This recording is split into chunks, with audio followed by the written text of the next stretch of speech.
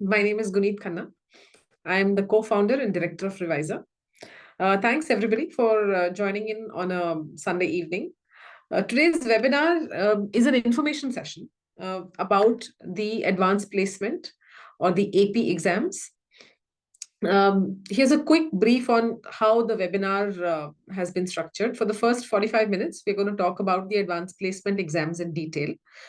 In case you have any questions, please feel free to to put them in the chat box on the right hand side of your screen. We will answer these questions towards the end. At that time, you can also unmute yourself and ask your questions.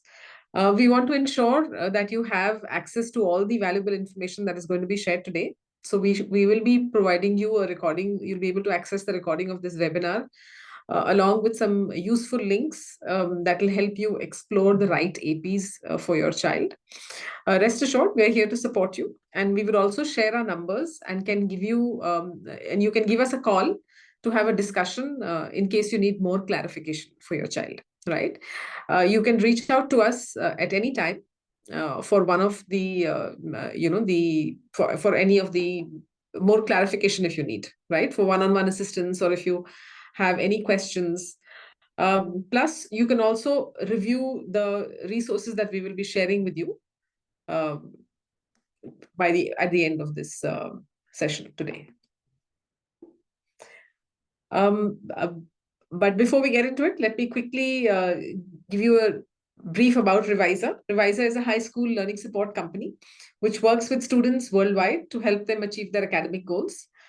We work with students as early as grade 8 and work with them all the way up to grade 12. We largely help them in two main areas, right? The first one is test prep, where we help them with the SATs, ACTs, APs, IELTS, etc. And the second area is academic tutoring, where we provide coaching for students from the Cambridge board, which is IGCSE, AS, and A levels, and the Swiss IB board.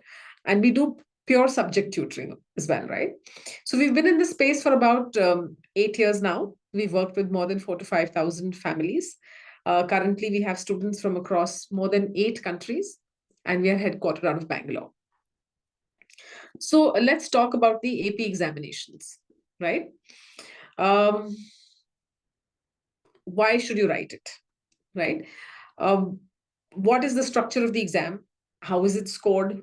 We will cover how to score high on the AP exam, including some strategies and techniques that you should apply to do better. A key part of today's webinar is helping parents and students choose the right AP subjects. And we'll do this by reviewing the score distribution tables. We will also review the subject categories. And we will teach you how to connect AP subjects to the majors and careers that your child is interested in. Considering the colleges that your child wants to apply to. So finally, we'll also discuss Revisa's AP programs and what we offer. Now, this webinar's key focus is to help you understand what are the questions you should be asking, or how would you go about doing your research when you're looking at which AP is the correct AP for your child, right? So as a parent, what are the things you need to be aware of? What are the things you need to research while making this decision, right? So before I dive in, let me give you a brief overview of how the AP exams fit into the bigger picture for students aiming to study abroad for their undergraduate studies. There are 3 major components to consider, right? Actually 4. Academics is the most crucial part of your application. It includes your grades from 9th to 12th. So strong academic performance is essential, right? Previously, students could also take the SAT subject tests, to showcase their strength in specific subjects like maths, physics, chemistry. However, College Board has discontinued these tests globally now. Now, if you want to highlight your expertise in a particular subject, AP exams have become increasingly important. Unlike the ACT or the SAT, which are primarily testing only English and math, AP exams allow you to show your proficiency in specific subjects, relevant to your intended field of study. So whether you're aiming for medical school, engineering, or the sciences, AP exams can definitely help you stand out. beyond academics, right? You have um, your test scores, right? Your profile plays beyond academics and test scores. Your profile plays a crucial role. This will mean internships, research papers, extracurricular activities, sports, or any other achievements. All these elements collectively form a comprehensive picture of who you are and what you bring to the table, right? So, colleges will look at that. Of course, college essays provide a platform to showcase who you are personally. What's your personality, what are your values, cultural insights beyond academics.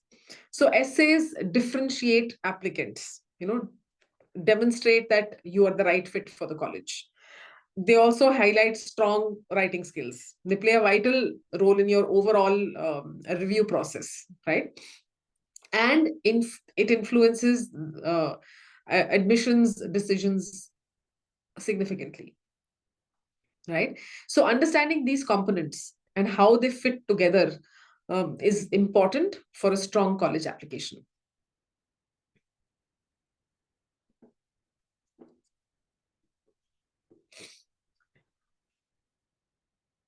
So basically, if we look at the overall, the way your high school journey looks like, uh, SAT preparation, uh, you should begin serious preparation for the SAT or ACT. Take diagnostic tests to determine which exam suits you best. Then focus your study efforts accordingly. PSAT, of course, you should take the exam. It provides additional practice and valuable insights. The AP exams are, consider starting with manageable APs. So if you're in grade 8 or 9, uh, picking up skill-based APs might be more important. So if you look at, things like computer science or microeconomics, avoid advanced subjects like AP Calculus PC while you're still in grade 10. So grade 9 is foundation and preparation. Uh, Again, SAT, PSAT is what you should be looking at. Even for SAT, I would say English, SAT, English prep. Grade 10 should go towards your PSAT prep, your English, of course. And if you want to do APs, the APs that I spoke about, not the very heavy content-based APs, but more like micro, psychology, AP world history. Those are the things you could be doing. Grade 11, again, should go towards intensive testing and scholarship opportunities, right? That is, for US citizens, you will be writing the PSAT or the PSAT NMS-QT to qualify for the National Merit Scholarship. SAT ACT is the other exam that you could be looking at, right? So you are aim to complete these exams by the end of grade 11 to use the scores in your college applications, right? Then you have the AP exams. Start your prep early enough for the APs that you plan to take.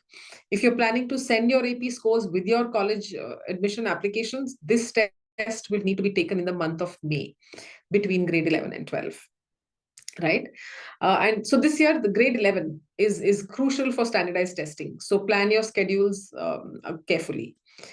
Grade 12, I would say focus should be kept largely towards college applications and final exams, right? Focus on completing your college applications. Having your SAT, ACT scores by now is advantageous. You can still take your AP exams in grade 12 after you complete your, when you're completing your final exams. But they're primarily for earning college credits rather than, boosting your college application, right? So that's what your academic year would look like.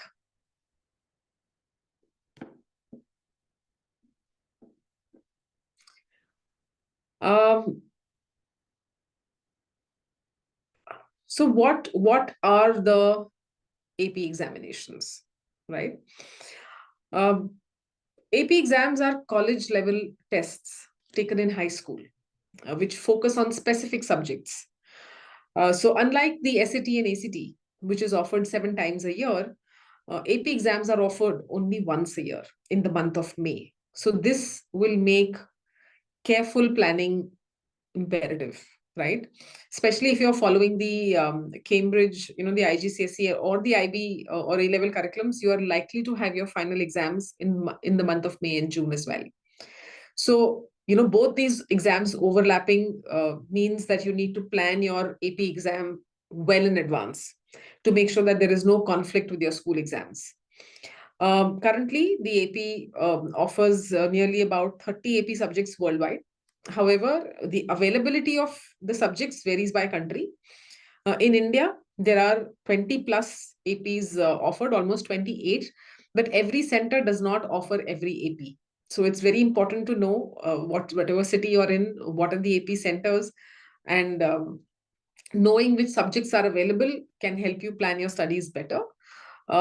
Students do go to other cities to take the exam as well. So if it's not being offered in your city, if your schedule allows, if your exam schedule allows, you can go and take it in another city as well. But proper planning and understanding the timing of these exams can help you manage both your AP and your school exam preparation effectively, right? So make sure you start early and stay organized to ensure you can perform your best in both the exams, right?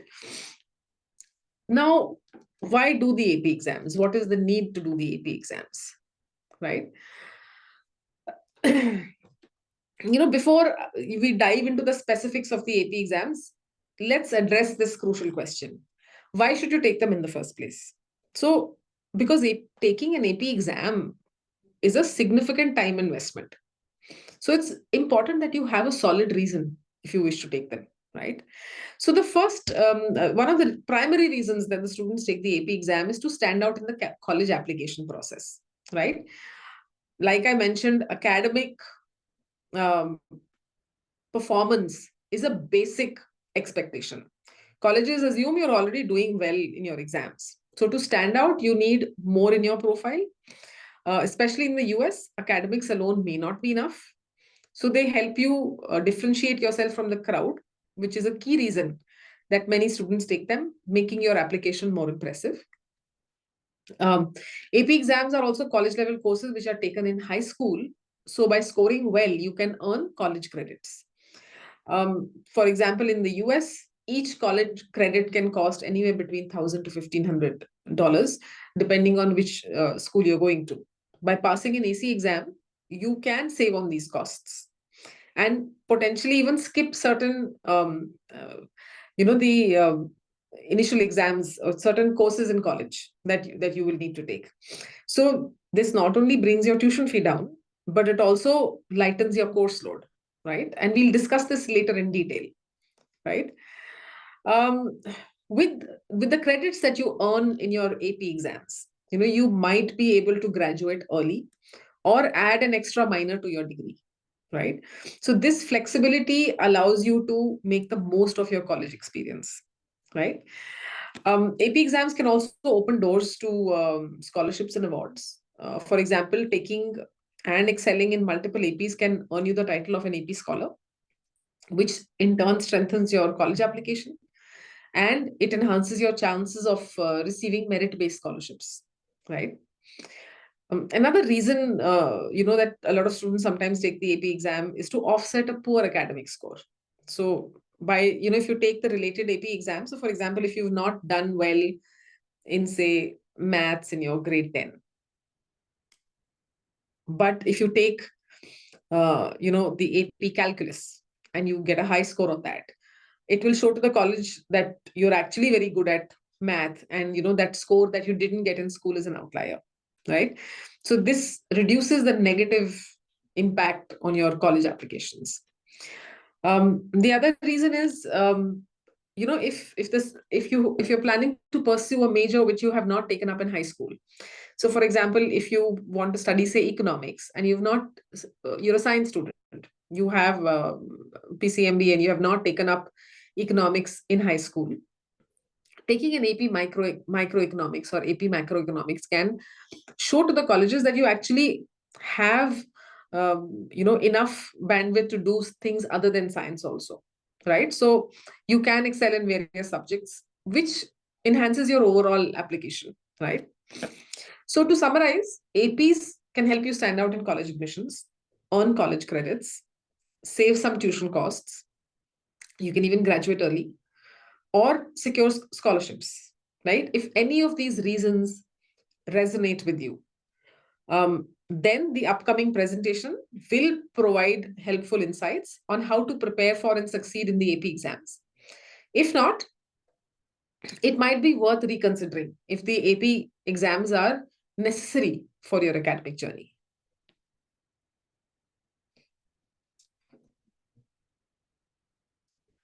Now let's look at the structure of the AP exam, right? Most AP exams last between 2 to 3 hours, and they're divided into two main sections. You have the multiple choice section. It's the first section, and usually you'll select the correct answer from several options given to you.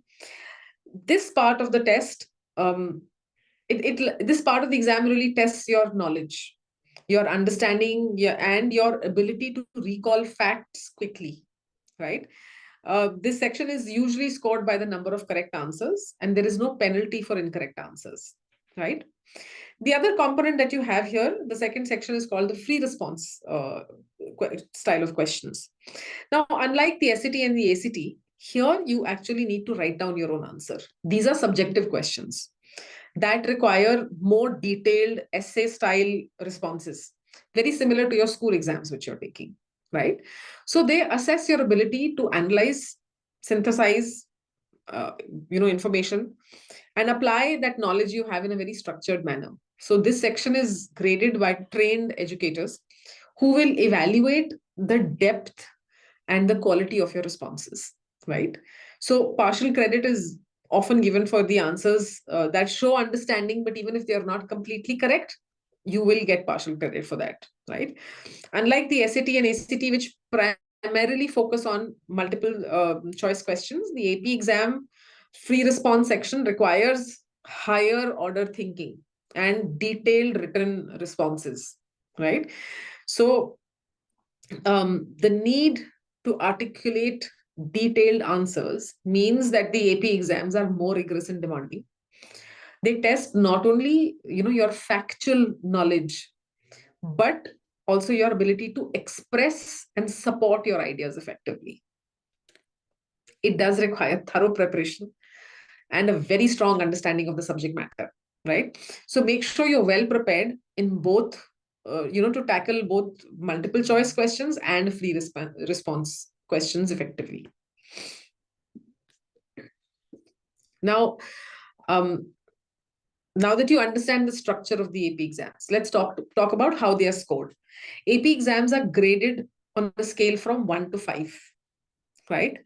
With 5 being the highest and 1 being the lowest. So 5 means extremely well qualified, 4 is well qualified, 3 is qualified, 2 is possibly qualified, 1 is no recommendation. So achieving a 5 doesn't mean you need a perfect score, right? In fact, scoring about 80 to 85% can still earn you a 5. So that makes it a more attainable score with solid preparation, right? Now, aim for a 5. This shows academic excellence and it can strengthen your college application. A strong 4 is also a good score, and it can be impressive to colleges. A score of 3, some colleges will grant you a credit for a score of 3, though it's always best to check for specific colleges, right? Check for the policy. So, for example, a Harvard gives you credit only on a score of 5, right? Whereas a UC Berkeley gives you credit for even a 3, right? So it depends, and these are both reasonably competitive colleges, right? So I would say, 5, a score of 5 significantly enhances your application by demonstrating your mastery in that subject. So even a score of 4 shows you're well prepared and capable of handling college level course. And like I said, many colleges will recognize a score of 3 as a passing grade, which does earn you college credits and possibly saves a lot of tuition fee as well, right? AP Scholar isn't a term for anyone who takes an advanced placement course. It's an honor awarded by the College Board, right? So to become an AP Scholar, you'll need to perform well on multiple exams. Again, while there's no monetary reward involved, you will receive a certificate commemorating that honor. Even better, you will get the AP Scholar designation, which appears on the AP score report that you send to the colleges and the universities. Right? So the AP Scholar designation is based on two main criteria: the number of AP exams on which you score 3 or higher, and your overall AP test score average. So don't just randomly take AP exams. I know you can start taking AP exams from grade 8 onwards, but I would not recommend that you just take these as trial exams, because it brings your average down, right? They're going to calculate all the AP exams you've taken for the average.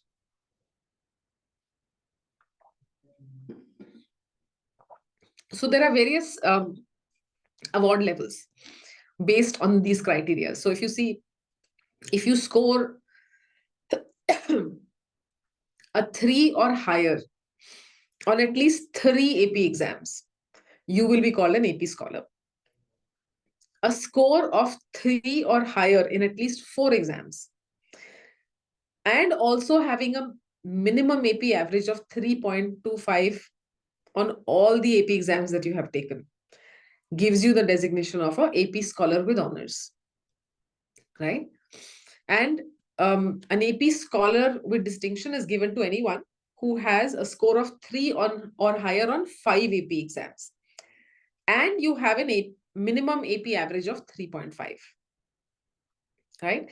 So all of this adds to your applications if you want to kind of showcase to a university that you're good in a particular subject. These are some of the things you could be looking at. Now let's examine some data, which will be a starting point for discussion on how to choose the right AP. One way to choose which AP, one way to decide which APs to take is to align your AP with your intended major and your career path. So we have a general idea, we even about what area of, we are interested in studying in our undergraduate degree, even if we don't know the exact majors. For example, you may be interested in pure sciences, or you may be interested in computer sciences, or you are interested in art and design. You have a ballpark idea of which way you want to go towards, right? So College Board has divided all the APs into these 7 major, subject categories, right? You have the capstone program, you have arts, you have English, history and social science, you have math and computer science, you have the sciences, and you have world languages and culture, right? So if you look at, so each one of these categories now has a cluster of AP exams under it. So you will have to figure out which are the ideal APs for you to write. So for example, say if I'm interested in computer science, right? Here is a list of APs. If you see here on my screen, there are a list of APs, this entire lot here, which I could potentially be taking. So I could take AP Calculus AB, AP Calculus BC, AP Computer Science A, AP Computer Science Principles, AP Pre-Calculus, AP Statistics. All of these are aligned if I wish to study, math or computer sciences.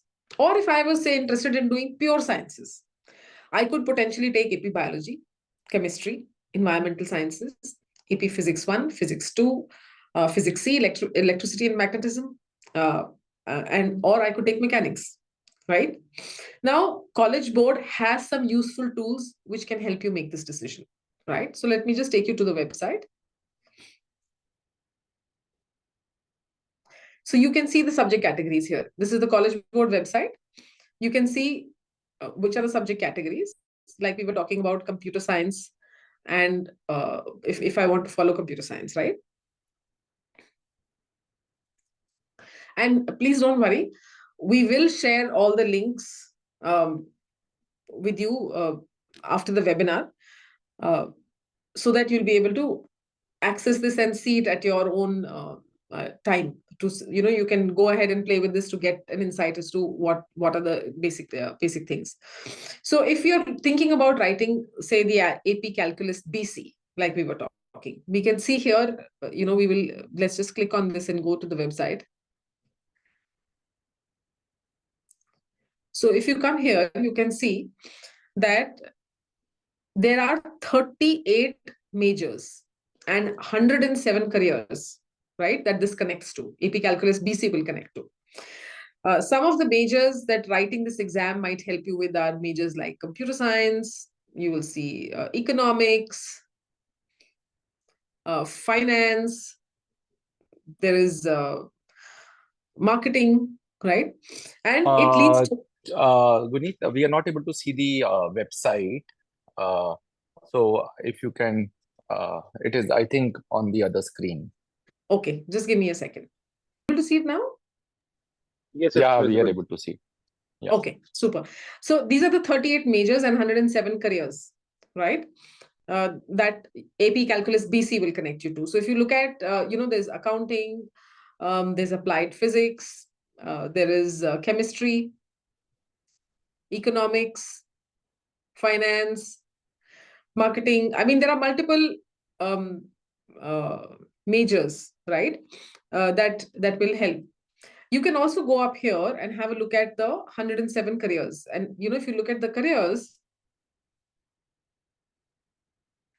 you will see careers like financial analysts, economists, environmental engineers, statisticians.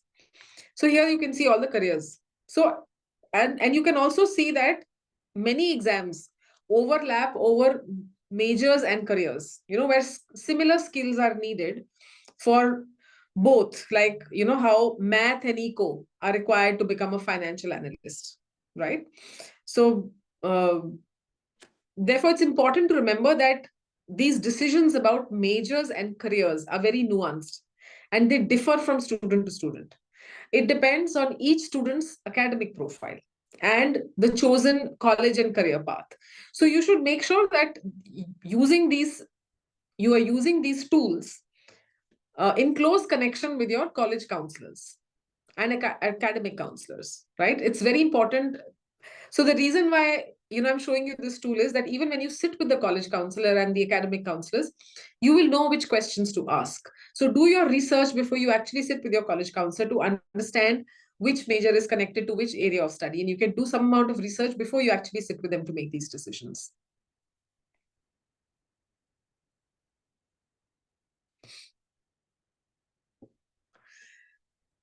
Another way to decide which APs are good for you are to look at the score distributions, right?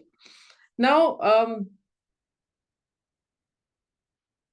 what do we mean by score distribution? So if you look at this, I've put here for you the score distributions for the math and computer science for 2024, right?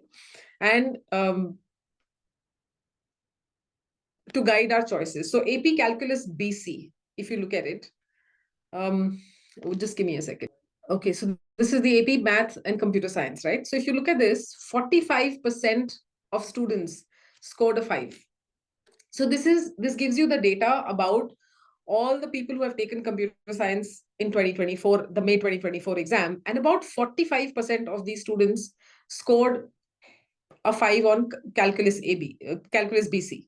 But only about 17% scored a 5 in AP Statistics, right?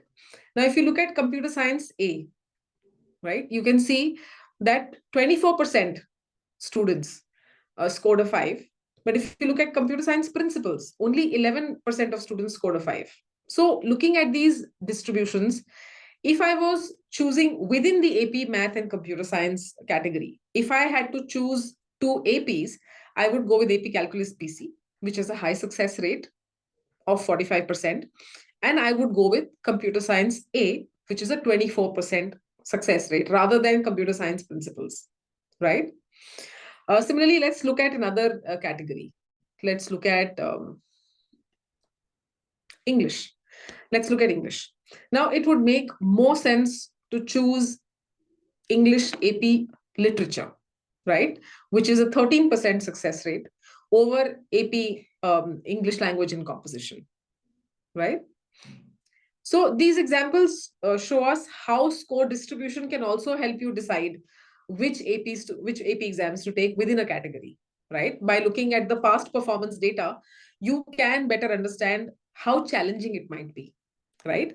To score a 5 in each subject. So this information is readily available on the College Board website and can be a valuable tool in helping you make your own decisions, right? So in summary, consider using score distribution data as one of your criteria for selecting AP subjects, because it does provide insight into the relative difficulty of achieving top scores in different exams. And it can guide you to making more informed choices, right?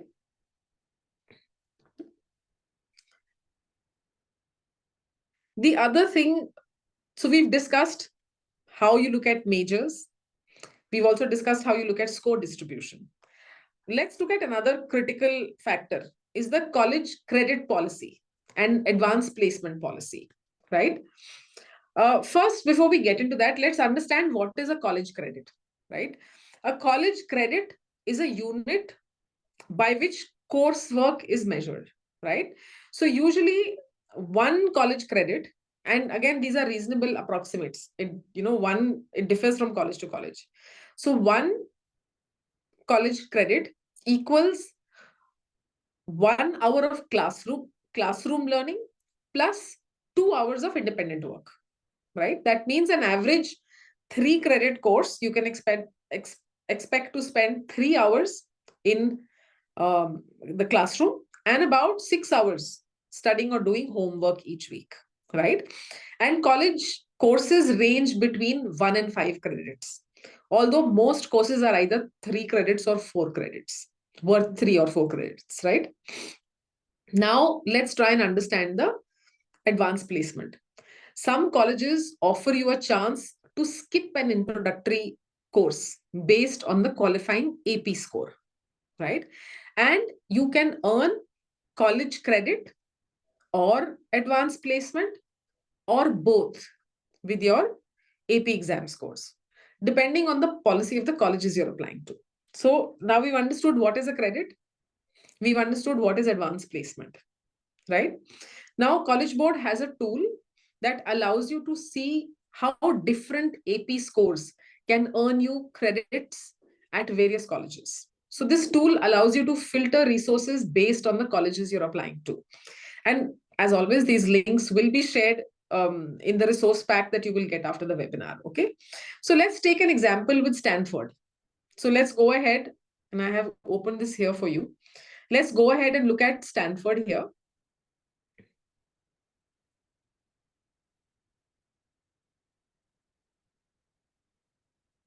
Okay. If you look at now, if you select, we've selected Stanford from the list, right? This is a table that you will see here. If a student scores a 5, right, on calculus AB, then you will earn 6 credits, right? And you can skip math 19 and 20 courses. So you're getting credit and you're getting advanced placement also, right?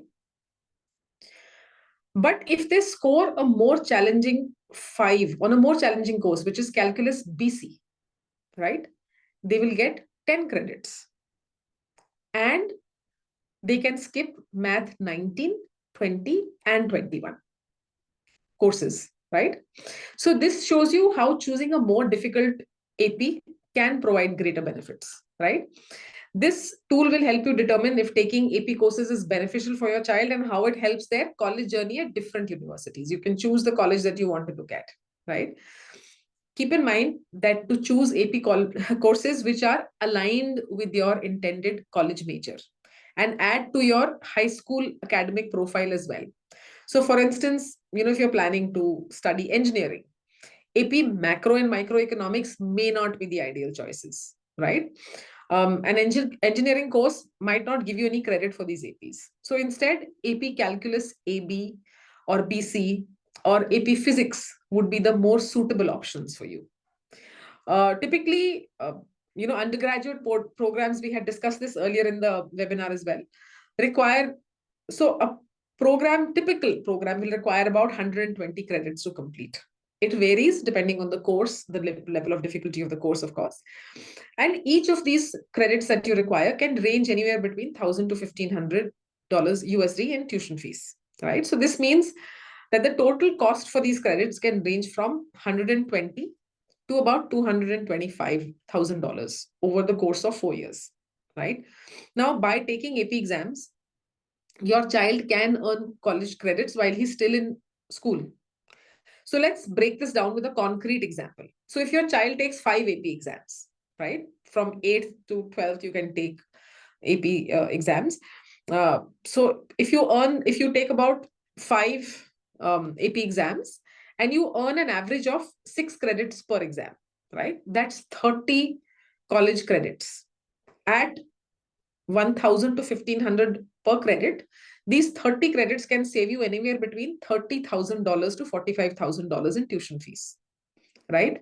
I mean, imagine the relief of reducing your financial burden by a substantial amount, even before your child starts college, right?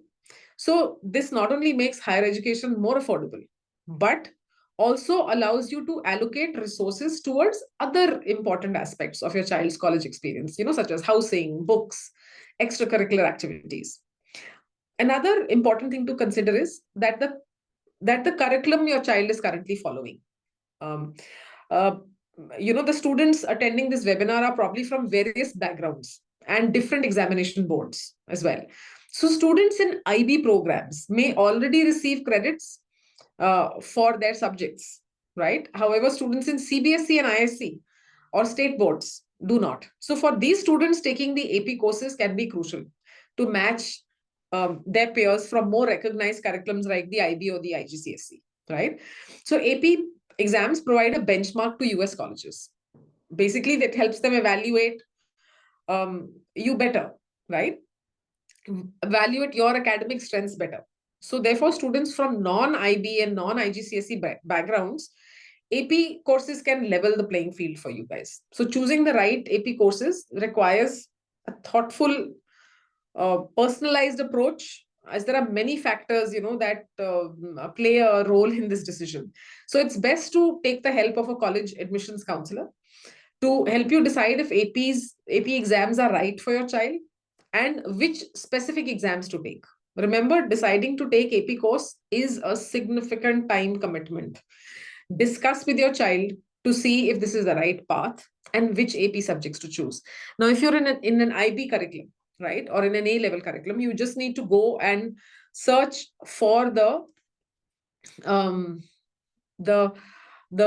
college that you're looking at and look at their credit policy. So here I've opened up a credit policy for, say, Stanford, right? So if you look at the AP credit chart, it will tell you what are the credits you will get across various subjects, right? Now they will have an IB. If you look at this, there is a chart for what credits you will get if you're doing IB. So if you look at mathematics, since we were looking at, so if you're doing mathematics AA, if you get a score of 6 or higher, right, you get 6 credits. And you can skip math 19 and 20 courses anyway. So for you to take a math calculus AB is useless because you're anyways getting those credits by doing IB AA, right? Maths AA. So again, be mindful. And it's not just IB, even A level, you get credits for all of this, right? So let's look at the AB. Let's look at the A level exam. So here we have, if you look at this, A level or GCSE credits that you get. This is the policy for same. Again, I'm looking at Stanford. So if you look here at mathematics, if you get a score of A or B, again, you get 6 credits and you get math 19 and 20, you will get advanced placement for these courses. You don't need to take these courses. So it's imperative for you to see which courses to take, whether you're already getting credit for them or not. doing an AP exam in India specifically, it's not something which happens in school for you. See, in the US system, what happens is you're just doing like you're doing maths. If you're an advanced student, you will take a higher level of maths. You will first do honors, then you will do AP classes. It happens all within the school curriculum.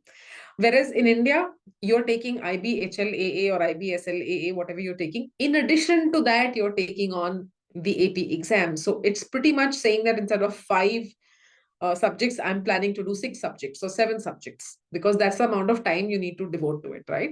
So make sure that you discuss with your college counselor and see if these exams are even relevant or required or not. Of course, like we spoke about, if you're a science student wanting to do finance, then or wanting to study eco, then maybe eco might be a good AP to take that showcases your readiness in the eco space as well, because you've not taken it in high school. And if you're doing it for credit specifically, then it will be relevant for you to get credit in there. But if you've taken AP physics, for example, doing a course in economics may not give you the credits there. Okay, now let's look at some important AP testing policies, which are also very important for you to know.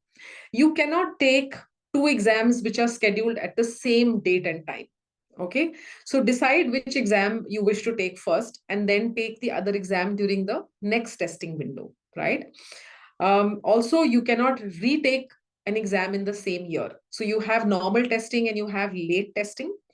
So you cannot retake but you cannot, within these 2 testings also, you cannot. So if you're doing AP Calculus BC in the early testing or in the regular testing, you can't take up AP Calculus BC in the late testing also, right? You can take it, you might want to retake it next year or the subsequent year, but you cannot take it in the same year, right? You cannot take both Calculus AB and BC in the same year, right? AP is a comparatively, AP Calculus AB is easier than Calculus BC, right? You can take any or all of the 4 physics exams in the same year, right? In India now, you can take a pre-calculus and any one of the other calculus exams, either AB or BC, in the same year.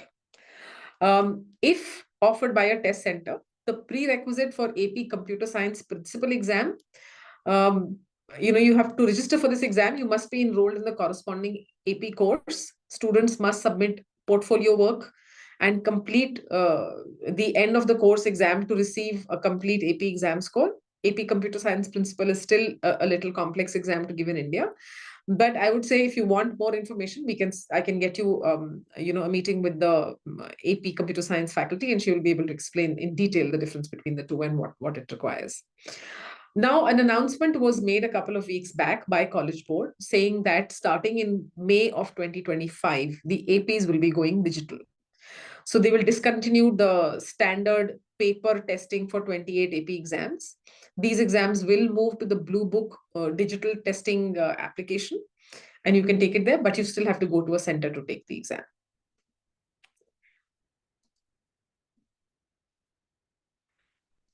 It's really important to plan your AP exams, your registration well ahead of time.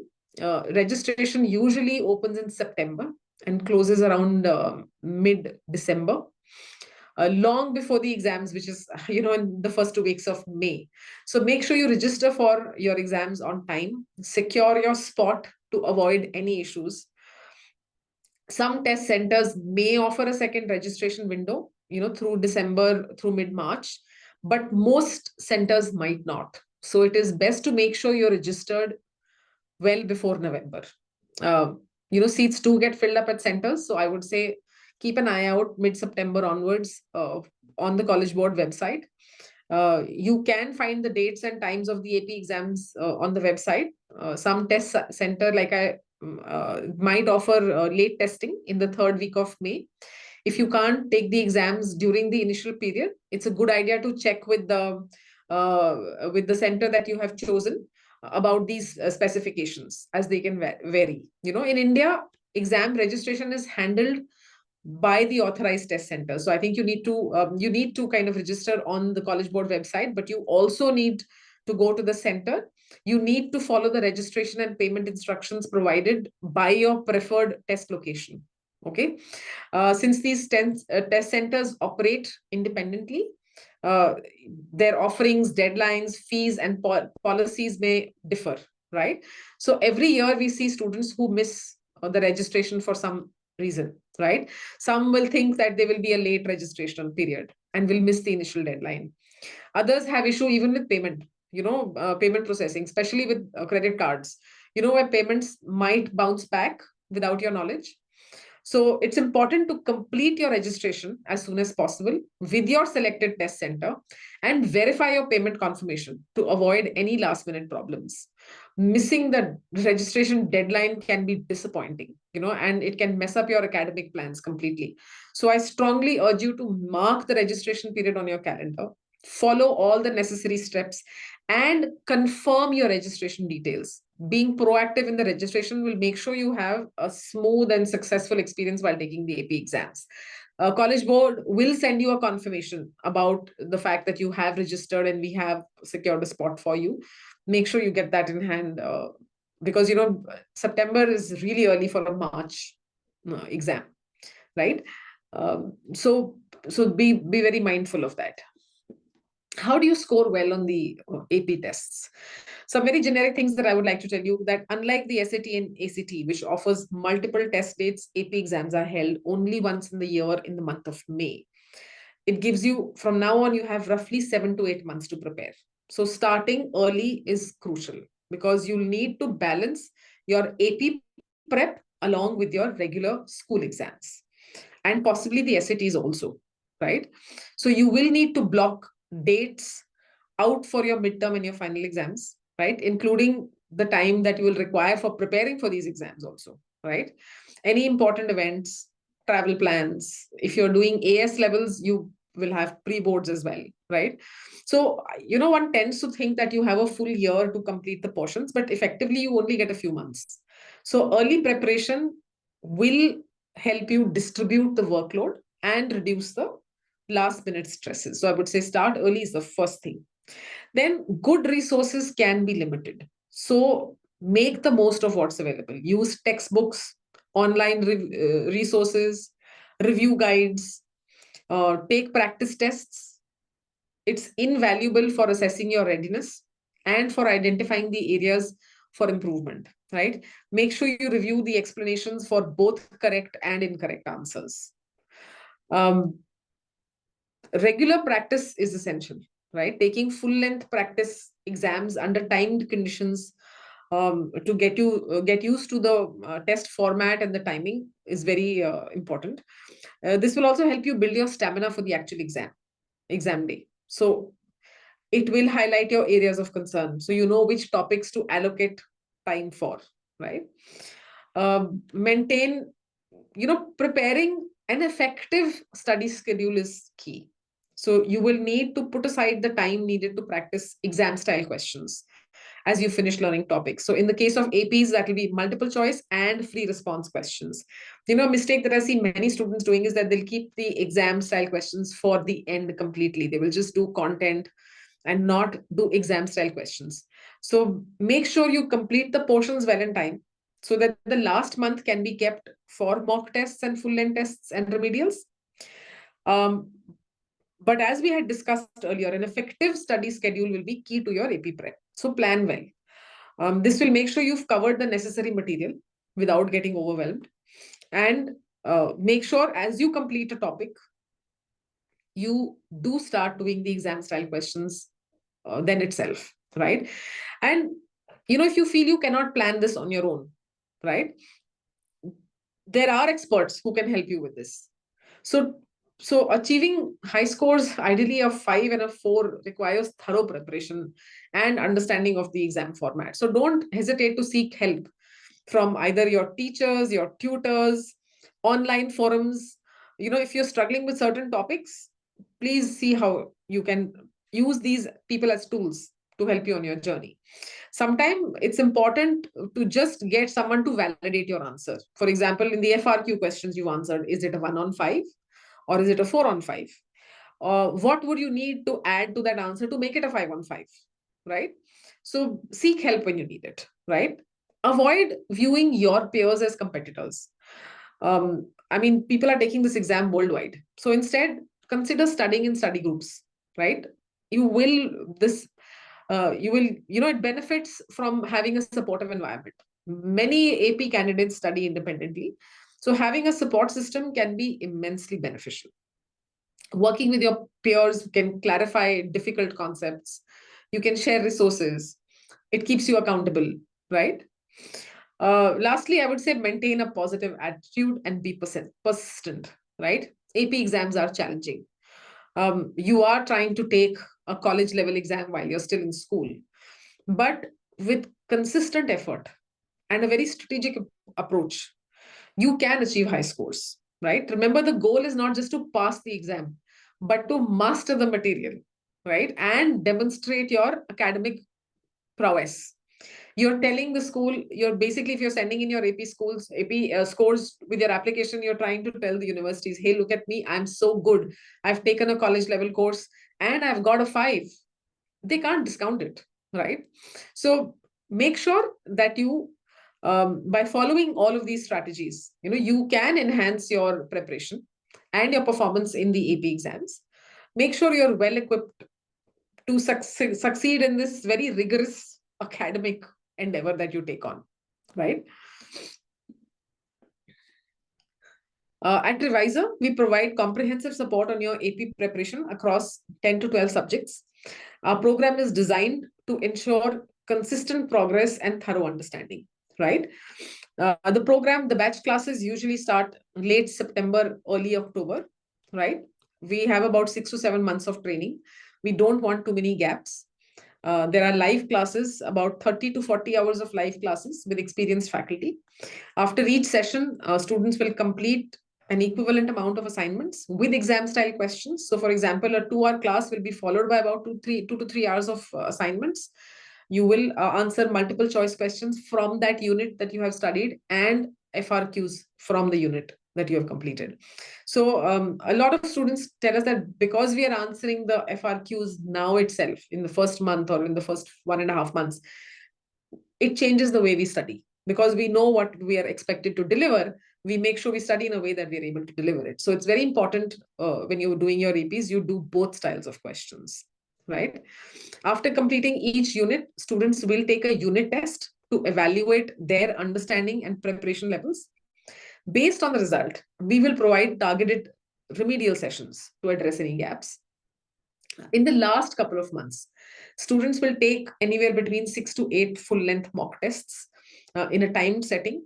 These tests are designed to simulate the actual exam experience and build confidence. We offer self-paced courses with comprehensive digital materials. Also, this includes assignments, test papers, instructional videos. Students can prepare at their own pace and attend any doubt clarification sessions with the faculty. Uh, each subject includes one session per week, ensuring steady progress and regular interaction with the instructors closer to the exam. We do up the number of sessions because we want to make sure that you're more ready. Our methods and philosophy is largely centered around providing structured, consistent support over a period of 7 to 8 months, helping students excel in their AP exams. With regards to the subjects that we offer at Revisor, here's a list of subjects that we offer at this point. There are 1 or 2 more that we offer, which are not part of this list. We've recently added AP History, AP World History, and now we offer AP English Literature. So this is a list of subjects that we offer. In case you plan to write any of these, if you have any subsequent questions or if you need any help, we are happy to answer those questions, or we can set up a one-on-one meeting post this webinar in the coming week, and we can discuss your requirements individually. We're excited to share some of our outstanding news about our students' performance in the AP exams in 2024. I'm proud to announce that over 80% of our students achieved either a 5 or a 4 on the AP exams. We are thrilled to share some testimonials from our students who excelled in the AP exams after taking a training course. Here's what some of our top scorers have to say about their experience.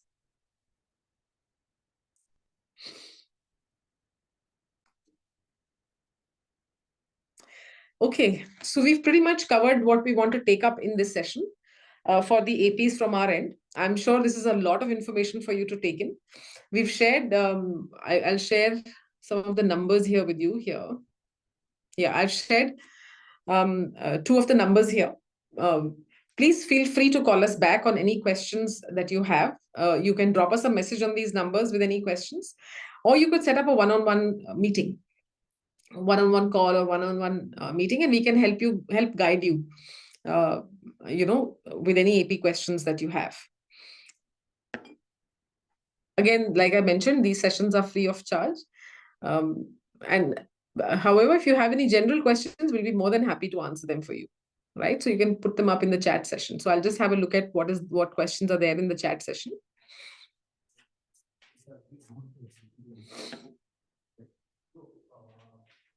Okay, ICSE students, if they want to take AP courses in the 11th, then they need to start preparing when they're in the 10th.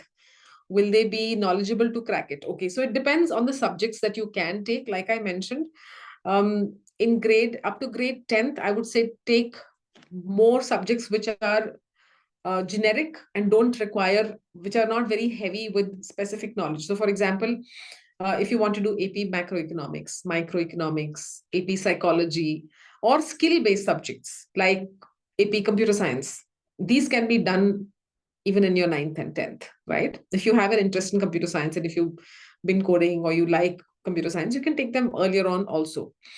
But heavy subjects which require a base, like say AP Calculus BC, I would not say you take them before your 10th. I would say wait till you complete grade 10 and start preparing for it to be given in grade 11, in the May of grade 11, right? At the end of grade 11.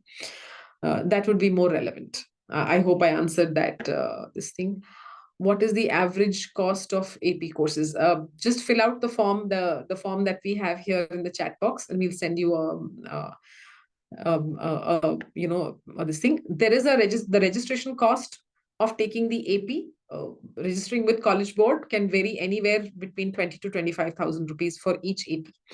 Again, the centers, you will have to connect with the center to find out the exact cost. These are all decided independently by the centers.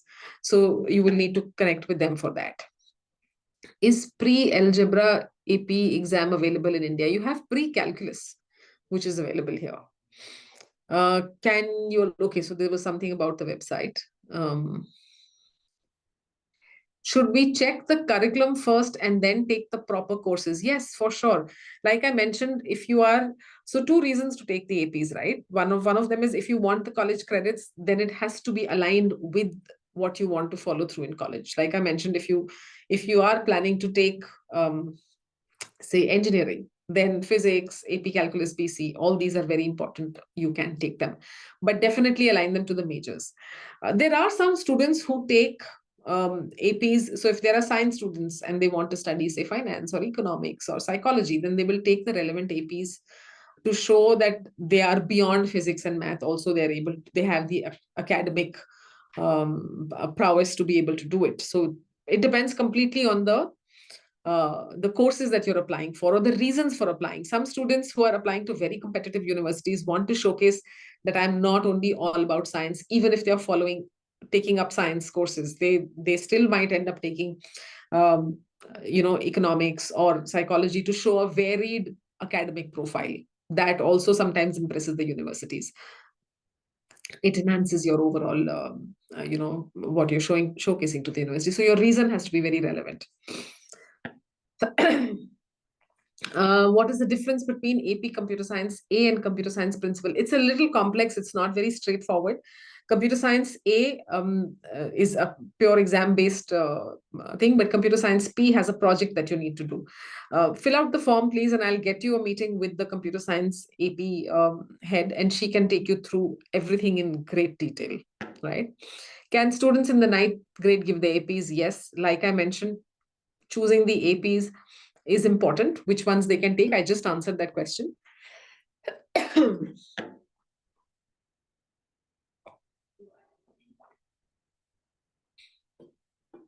If a student wants to take a minor in some other subject and then major in engineering, can he take AP for that also? Yes. It's very relevant. It's very specific which college or university you're applying to.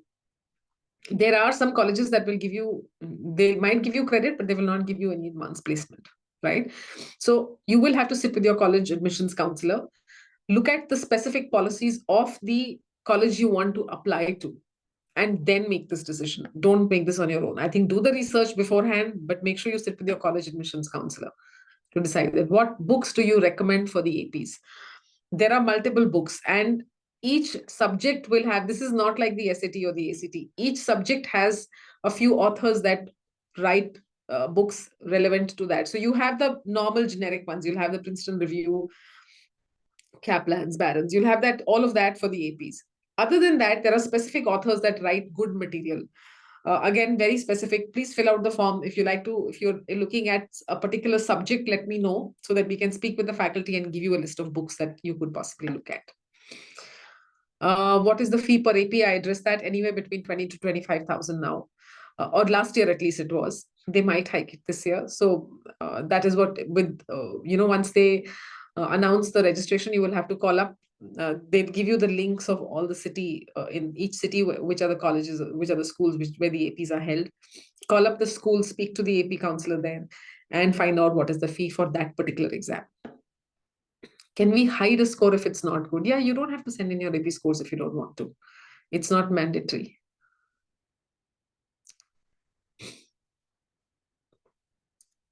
Can you take questions, please? Do you take psychometric test? Miriam, psychometric for what? If you can just give me some details about this.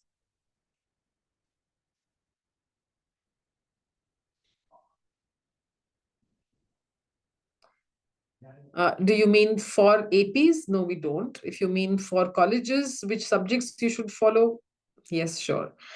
What grade 9, what subject would you suggest? Like I mentioned, the more generic ones, AP World History, Psychology, micro, computer sciences, if your child is interested in that. My kid is in grade 9 IGCSE and passionate in programming. Will he be able to prepare for? Absolutely. Absolutely, he can. If the student already has mathematics, physics, and chemistry and computer science in A levels, do they need any APs?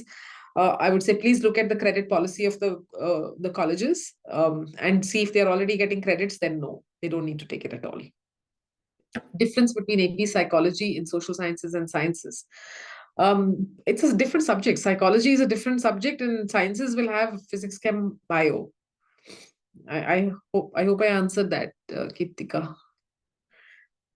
Does NUS Singapore look at APs? I would love to answer that question, but for me, it will be secondhand information. I can connect you with a couple of college counselors who will be able to speak with you and give you the relevant information. It's secondhand information for me, and these things are very real time and can keep and change very quickly. So I wouldn't want to comment on it. A college counselor is the right person to ask. Fill out the form and let us know, and we will connect you with someone. Please suggest in which grade the child can give sciences and maths and computer science AP exams. You know what? Why don't you fill out the form and we'll block sessions, we'll block a meeting with you with each of these faculties. Math, definitely grade 11, not before completing grade 10. Grade 11 is when they should start the studies. They can give it at the end of grade 11. And computer science, you can take them as early as grade 8 or 9 if your child is very interested in coding. Can someone from my team please allow Ketika to unmute herself? She wants to say something. Does IB and IGCSE boards will carry almost equal credits? So usually what we've seen is, depending on the score that you're getting, also it makes a difference. So for example, calculus AB, I had shown you, will get you the same credits for credits for calculus AB. If you've gotten a score of 5, or if you get a score of 4, there may be different credits that you'll get.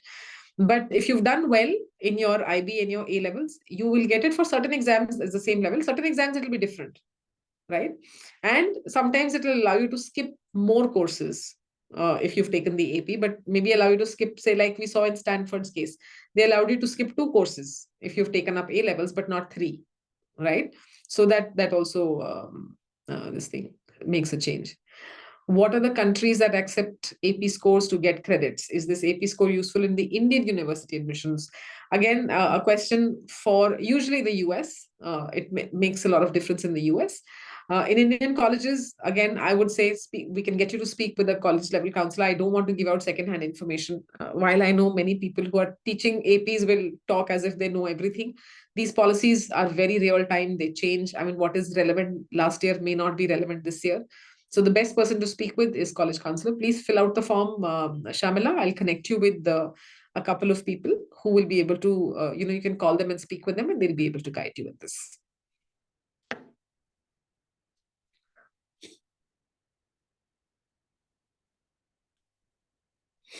Sherry, I have been unmuted. Can I talk? Can I just take your 2 minutes? Sure. Please. Okay, thanks, Sherry. It was really a wonderful session. Let me start with that. I have two main questions. One is that what I posted, that the AP psychology is listed in social sciences as well as in sciences. So is that a difference in this? Because I saw the curriculum, nothing has changed. So what is So the curriculum is the same. The curriculum Yeah. is absolutely the same, but there are certain areas in certain. So if you're doing, say, if you're doing anything in the sciences that is related to human behavior, right? And if you see, if you go into the careers, or if you go into college basically majors, clinical psychology and the regular and the Yeah. art psychology. the Okay. course remains the same, but Okay. there may be more things. So for example, if you look at, say, if you're wanting to study economics, an AP Calculus BC will really help you in studying economics. AP Statistics will really help you. Again, but you're studying economics, right? But the math APs will have more relevance than the eco, macro, and micro economics, right? So, it depends. So there is a lot of overlap, which is why we will be sending you the links to these tools, and you can go and look. Depending on what major you want to study or what career path, it will tell you which are the APs that will be relevant, and it will have a lot of overlap. Okay. And I have second question. My 10-year-old daughter is in 8th grade right now. Okay. Okay. And completing 9th, 10th grade level also of some boards on her own. So is that going to be a criteria? Is there a minimum age limit? No, not really. The APs which you're taking, basically they will get archived. When you want to apply, you can just ask College Board to unarchive them and send the reports. There's no problem. So there is no less age limit that is there, because I'm really looking forward to exams that she can give at this age.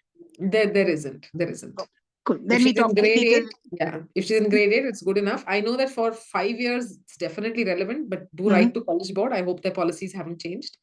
Usually what they say on their website and what they say is that the AP scores will not go, they will be relevant. They'll just get archived, and you will have to ask them to take it out and send it to the colleges when the time comes. Sounds good. We can take the other questions in a one-on-one session later. Yes, Okay? absolutely. Great. Absolutely. Yeah, thank you. Thank you so much, Cherry. Welcome. If anyone has any questions, you can unmute yourself and ask the questions.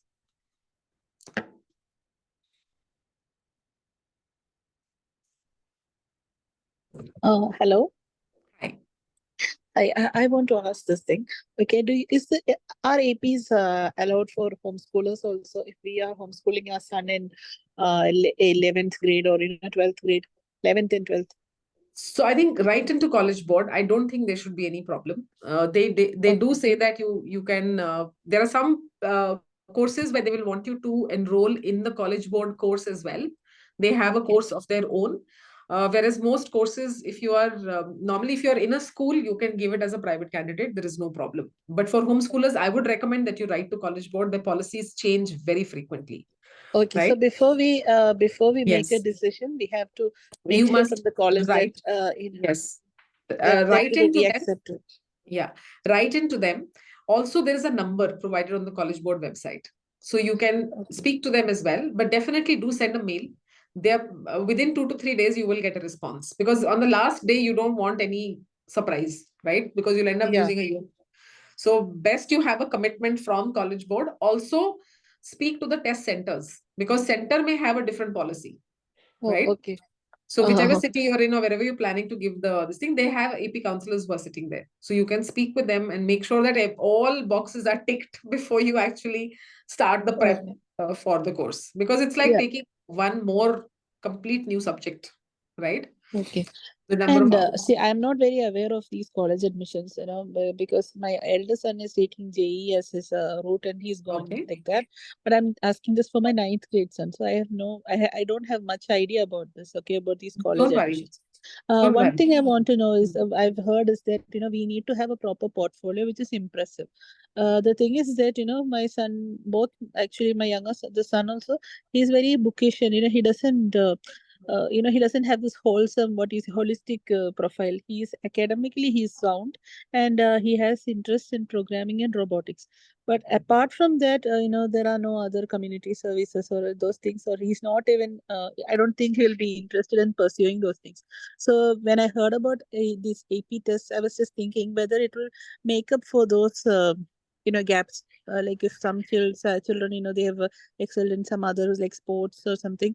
Instead of that, can we keep a good AP score as will that be impressive? See, it's perfectly all right to build an strong academic profile also.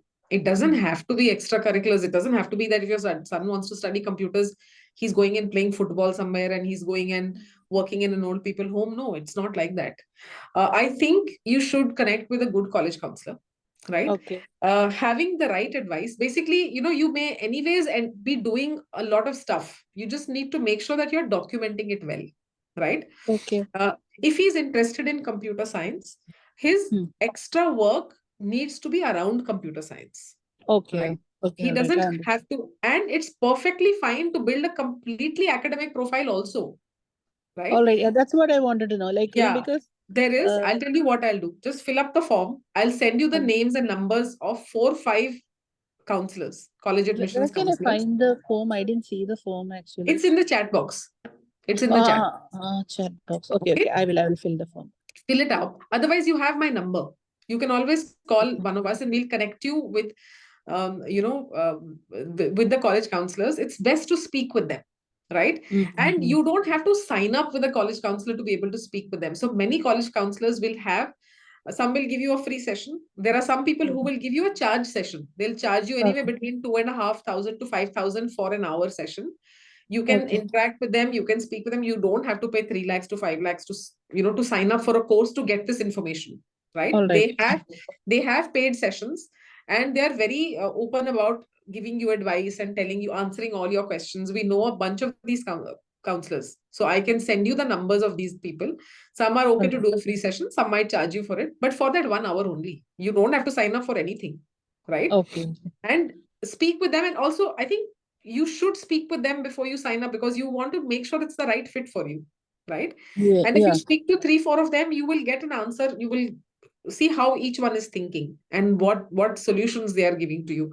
So it's not, see, when people put these tick mark things, right, to say my child goes and works in an old people home, it's not connected, right? If you're looking at computer science or robotics, is there something that you did that solved a social problem, right? If you have an app that you created for somebody who who was struggling with something, and that has much more value. The colleges can, the college admission counselors, the universities, the counselors, the admissions people, they can see through all of this. They know what is relevant and what is fake.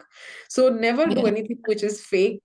If his interest lies in computer science, and if build an academic profile, see, you already might be doing 2-3 things, which are anyways building a profile. What he's doing right now, he's been doing like from very small age, he's been programming in Scratch, and he's making small programs for games for his cousin, not for anybody else. Just It simple matters. one. That shows, but it needs to be documented in a way where the universities can understand and see relevance Can of we it. have the pictures and like old videos and his small projects, whatever he's done? Absolutely. Absolutely. All of it matters. But and also, see, a lot of and counsel, also, a lot of, ma'am, sorry, go ahead. One more thing I wanted to know, ma'am, because he has participated in like national and South India national levels of competitions. This WRO, the FLL, and all that. And now he's actually going for an international competition after winning the regionals. So these things, like is winning very important, or like we have participated in nationals? Is that also relevant? I mean, it's relevant. It's absolutely relevant. It Right. showcases his interest outside of what is being done in school. Okay. Right? Okay. You don't only have to be winner. Like I said, I'm asking about this because we are there is an expense. That part is also there. So when when you're taking him outside India, those things are there, and now he's getting chances to participate outside India. Maybe he'll be participating in one more competition this year. So these things are like it adds to our expenses, and we have to be sure that we are on the right track. Otherwise, because he is interested, that's true, and also we are looking for something that will help him in his college admissions. Right. You just have to make sure you document it well, because colleges now do ask you for your social media handles at times to see somebody's just putting everything on the last minute, or if it has been happening, do you have certificates? Do they have places from where they can verify these things? Okay. College counselor helps you do all of that. Second floor पे चले जाएं, apartment number 9 में ना. Can somebody, whoever is saying that, can you ji, unmute 9. yourself? ठीक है जी. चल, ठीक है जी. Okay, I will get in touch with the college counselors, okay, because I need to have Sure. a better idea, and I have to start planning for him. Absolutely. Absolutely. And every little bit counts. Every little And bit ma'am, what about the showcases. PSAT exams? Is it, because my older son has taken it, but he didn't, he's not, in that path itself. But will it help him, if he's a good score in PSAT? The colleges will never get to see your PSAT score. Or no? Is he a US citizen? No. No. Then in that case, it's just a practice test. Students will take the PSAT either if they are applying for a summer school. There are some competitive schools that will ask you for your PSAT score as one of the things that's your assessment criteria, whether you get into that summer school or not, or it's just for you to see Just where you for a stand mark globally. Okay. Just for you to understand, if you plan to take the SAT, having taken the PSAT, you get an idea, you do a dry run almost. So you're not very stressed on the actual SAT exam when you're going. Otherwise, it has no relevance for non-US citizens. It's just a practice test. Thank you, ma'am. I'll get in touch with those people because Sure. I need help.